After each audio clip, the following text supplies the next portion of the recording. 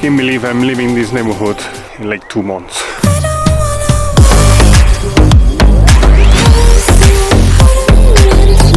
It's pretty sad that now it's a little bit colder than like 5 hours ago, but I was home like editing and doing all the stuff.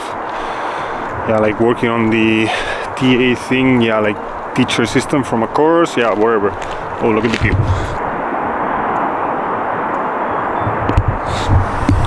I mean, let's be honest, Stockholm is a pretty nice city. I mean, the quality of life compared to other places in Europe, especially in the east, and I mean, the south of Europe, maybe some people might argue that it's not like that. I mean, the south of Europe, maybe the quality of life, it's a little bit better in some aspects, but yeah, work-life balance might be definitely better here than in the south of Europe. But compared to the east of Europe, yeah, probably much better in here.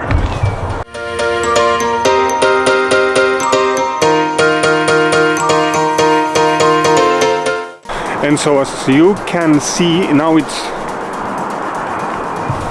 almost 9 and it's still super bright. And that's what happens in these countries of the north, in the north of Europe, which like in summer it's super bright and in winter it's super dark. So now we are getting to the moment where we are reaching the day which is the most brightest day of the year. So really interesting. Every year happening the same, and every year experiencing the same things, the same stuff, but until it doesn't come, you spend all the winter really focused on your stuff and everything. But when summer comes, you need to enjoy because it's pretty short.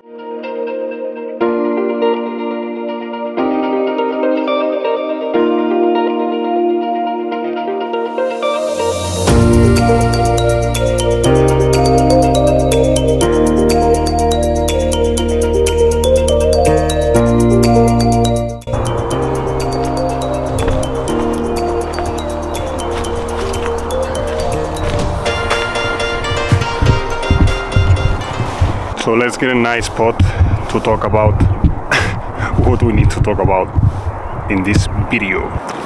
So lately, like since doing a lot of YouTube, actually, I mean, I'm recording and uploading a lot of videos actually on this channel. I was like reading about different concepts that I get like on the studio app of YouTube, and basically there are 3 metrics that are really important and are key to understand the growth on your YouTube channel. So the first concept that one should know when starting on YouTube and like looking on the app, for example, or like the studio app, as I said, is the cost per million, or like CPM. And the cost per million is mainly how much the advertiser, when it comes to obviously monetizing the channel and all that stuff, which I mean, to be honest, I'm not looking for that right now. I'm just like, I enjoy uploading videos on this channel and editing them. I'm really passionate about that, to be honest. But I think it's important to know this word, and the 2 that I'm going to talk about later. This one is the one, like you have an advertiser and puts content ads on YouTube, and obviously it depends where you put it. It's going to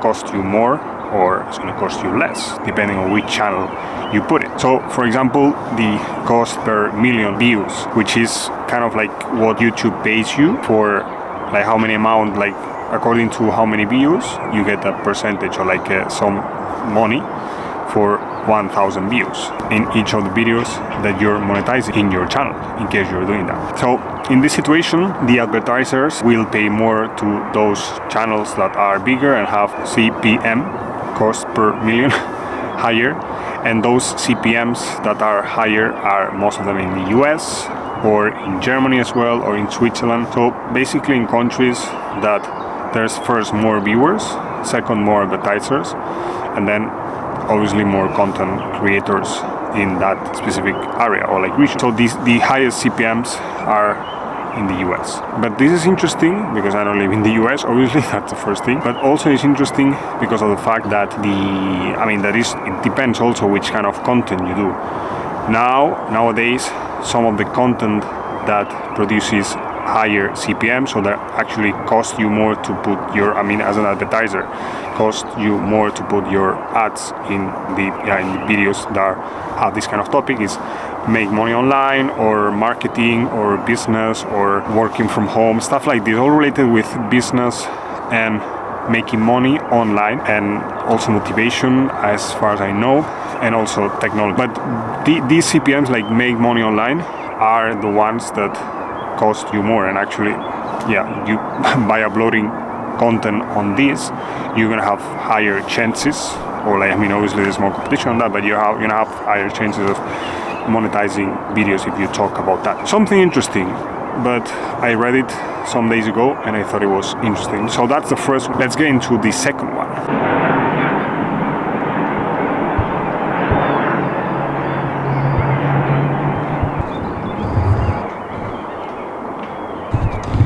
There's an airport here called Bromma, super close to my place. There's always planes landing. The second metric is called click-through rate, or CTR. This metric is interesting because I think that it actually, I mean, in my opinion, that's true. Really interesting, that building over there.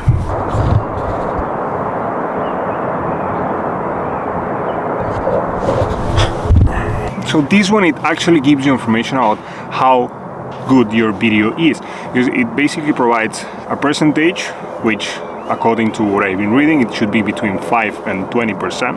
That would be the ideal scenario. And for this metric, it's really interesting because it actually tells you if your videos are engaging, if people are clicking to watch your video, and it gives you actually information about if your video is good or not. And the idea of this one is that it's compared to the number of impressions that you get. So how many people see the video, see the thumbnail, and click on it. Just maybe the thumbnail is not engaging and they see the video, but people do not click. The users, the consumers do not click into the video.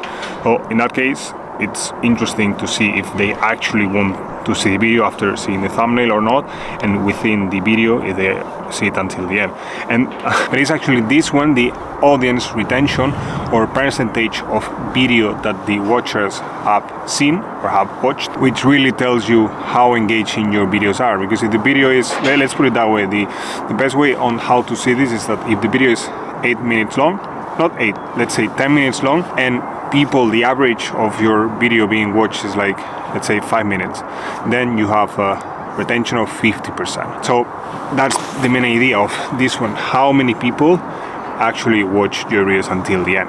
So here you have a percentage of audience retention if they really want to stay on the video, which is a little bit different to the click-through rate that I previously mentioned before, because the previous one is people seeing the thumbnail, people seeing the video, but actually clicking on the video and watching the video. We don't know if they watch until the end, but they click in the video and they see it. And I really think that the most difficult part is that average retention, how many people they are able to watch the video until the end, to be 8, 10, 12, 20 minutes watching the full video. And because it's not, that's the most difficult part, I would say, and it takes time and it takes effort and it takes work, basically. That's how it is. But I would say it's the most difficult, like the one that is more difficult to keep and more difficult to get a good audience retention and have a high percentage on that one. So that was it for this video. I want to talk about this. It's interesting to talk about this, and I think some people might find it interesting as well. So yeah, we say bye. Because a nice part of this area is that it's called the Golden Gate. So you saw it before, the kind of like gate or door, or however you want to call it. It's called the Golden Gate, and you can see pretty much of part of Stockholm, or at least the east of the city. So that was it for this video. Hope you enjoyed it. Make sure you click here for subscribing to Friendly or Friendly Talking, and here for watching my last upload on the channel, which actually was yesterday, Saturday, in case you're watching now, and if not, it doesn't really matter. But as I said, remember to stay friendly.